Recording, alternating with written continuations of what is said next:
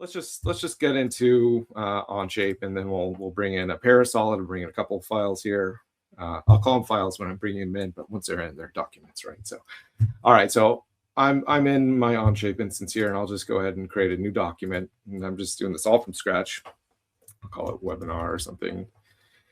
And once I'm into my workspace, you can see, you know, my icons on the left-hand side that represent, like, you know, my version history and versions and releases and comments and all these details.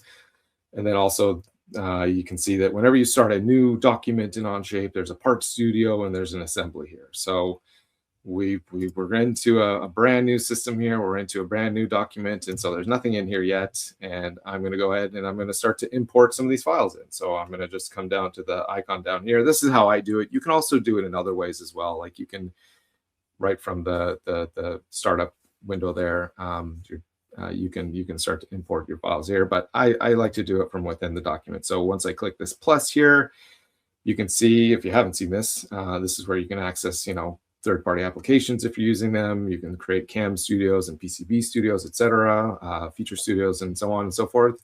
But down here at the bottom is that import button that I'm looking for. So I'm going to click that, and it's going to bring up a selector for me.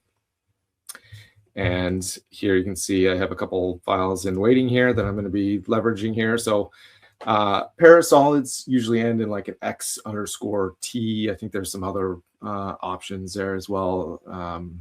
I can't remember what the other ones are, but these ones are all XT. So I'm going to start with the Spark plug, and I'll just go ahead and open that up. And once I do, it's going to ask me some details. You know, do I want to import this into a document? Do I want to create a single part studio? I mean, I know that this file itself is really just like a single part, single body inside a part. So I'm not too worried about, you know, differentiating between this and this situation. But if it were like a zip file that contained 50 different documents and 50 different sub-assemblies, then that's something that I'd want to consider at that point. And we'll talk about that more later when we get into the assembly details.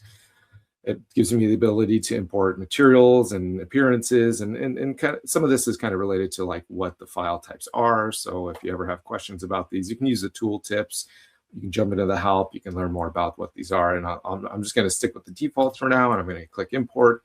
And once I do, you can see I can check the status of it right here in this notification. And it happened so fast that I actually didn't even get to show you it. So let me add a couple more here and talk about what happens when I do this and where the imports go. So let's go ahead and just add, let's add like 2 more here.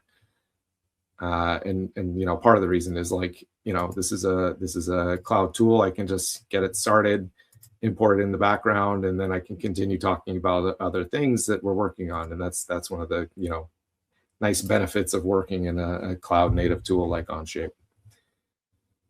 So I have 3 different items here that I'm selecting, and I'm sure I'm going to try to select to enable us to view kind of the process of what's happening as I'm doing it. But you can see it. First thing it does is it uploads, then it's going to translate it, it's going to do a little post-processing, and then it's going to show me a link at the bottom of the page here. So or the bottom of the document here at my tabs. And as your tab groups get kind of busy, I like to leverage this little guy here, this tab manager. If I select this, it's going to enable me to kind of visualize these in a different way.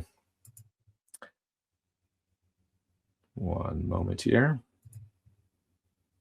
Of course, as we go to stream, it slows things down a little bit. But as you can see here, when I select that tab manager, it enables me to kind of see these in a different way.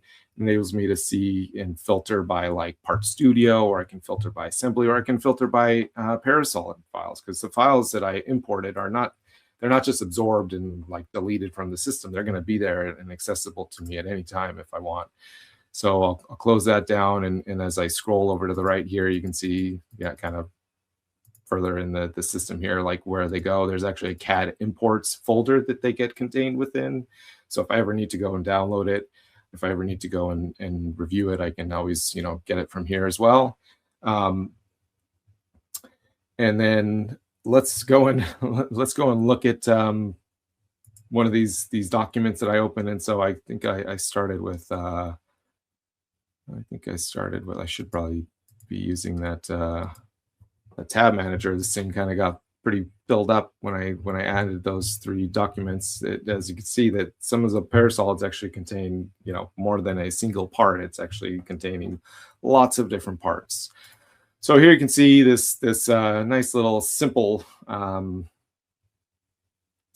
spark plug here, and the first thing I like to do is actually I like to kind of hide some of the planes because I find them a little bit distracting. So if you want to hide them really quickly, just select and hit Y on your keyboard. That's a quick way to do it.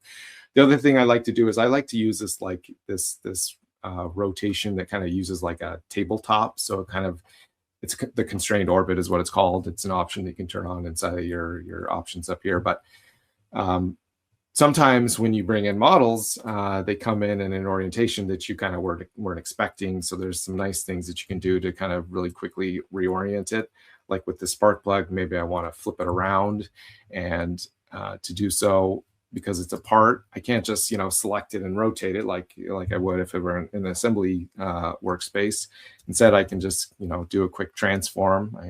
I love using the search. If you're not familiar with like where commands are inside of Onshape, this search is going to bail you out many times. Even if your search terms are like close to what it's expecting, like maybe I say like rotate. Now that well, so if I start to say rotate, because that's what I want to do here, it actually says, did you mean revolve or did you mean transform? And oh yeah, okay, I do actually mean transform there. So not only does it get me to the feature that I'm looking for, but it also kind of highlights where it is on my feature list here. So I select transform. I can select it from either place.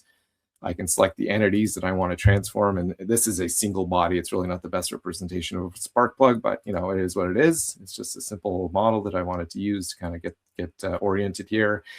I can select rotate, and then for axis, if I don't have a real simple axis to choose from, I can always just use a mate connector, drop it in there, and then right away it starts to rotate, and I can say, hey, I want to flip this around 180 degrees. And voila, now it's been flipped up, and now I have this constrained orbit in the way that I'd expect. I'd like to see the top of this spark plug. That's where, you know, a lot of the context of this design is going to be. And there we go. I've brought in a Parasolid. There should be no errors. If there are, there's some things you can do there to try to fix things, but we're happy with this.